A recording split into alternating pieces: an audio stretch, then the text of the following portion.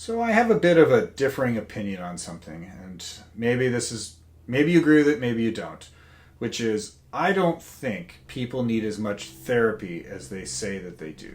What I think is people need more mentorship. Therapy tends to validate your feelings about something, right? It's there to encourage you, to make you kind of feel good about it and say it's okay and all that, and it has value. I'm pleased. I'm not taking away that. But what I'm saying is a lot of us, we don't need that. We need somebody to kind of push us a little bit, a little boot, if you understand what I mean. We need somebody who's going to stand behind us and say, like, okay, I see you getting this far. I think you're capable of a little bit more. To get us out of our comfort zone, to kind of tell us what's out there, to kind of warn us about what's coming, and then to push, just a little bit of push. Okay, so you're like, well, maybe that doesn't sound that great to you. You're like, I don't need to be pushed. I'm very self-motivated. I'm like, yeah, you are. But mentorship is not about your inability to be pushed. It's about someone who's already been there kind of warning you about what's coming. Right? They're trying to get you to get to where they are, or maybe even surpass them, by saying, hey, these are the things to be aware of as you're going down this path or this journey. And I've been working really hard to improve my mentorship with every single session that I'm blessed with having, because each person requires a different take on what they need mentorship in. And some of it I'm well suited for, and some of it I'm not. And that's where I think the same principle applies in therapy.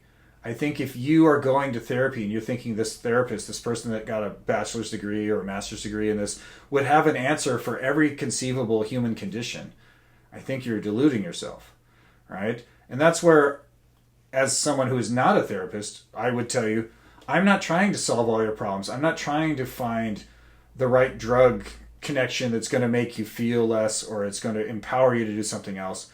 What I think a good mentor does is hold you accountable for yourself, for your own decisions and what you want to do.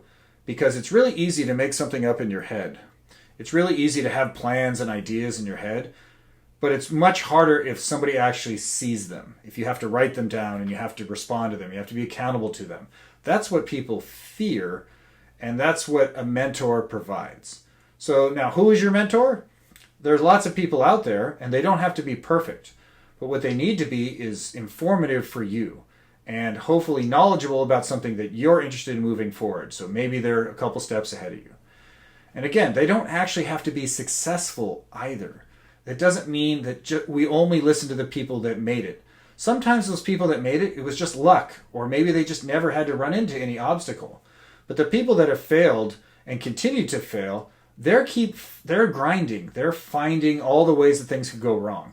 And so sometimes you learn a lot more from your failures than you do from your successes. And so we need to spend a little more time listening to people in our lives as mentors, but that mentor doesn't have to be the world's greatest software programmer or whatever it is that you think that you need to have in your life. So we don't have to listen to only successful people in order to have good mentorship. What we need is someone who actually cares about our own progress, someone who's invested in helping us get better at whatever we're doing, and they're willing to not only invest the time, but maybe tell you something you didn't want to hear. And that's the hardest part about mentorship, is that you have to sit down with people and you have to say, like, hey, listen, I've noticed that you're really struggling with your health. Have you ever thought about not playing 5 hours of video games a night from, say, midnight to 5 a.m., and thinking that that might have some impact on your mental or physical health? So I'm not trying to say you can't ever do that, but I'm saying you can't be surprised that the result is not what you thought it was. And so that kind of slight feet to fire seems to be what everybody fears when it comes to mentorship, but it's absolutely essential to getting more successful people. So if you're really interested in being successful, common sense says find somebody who's going to hold your feet to the fire and use their strength to help you get through difficult times.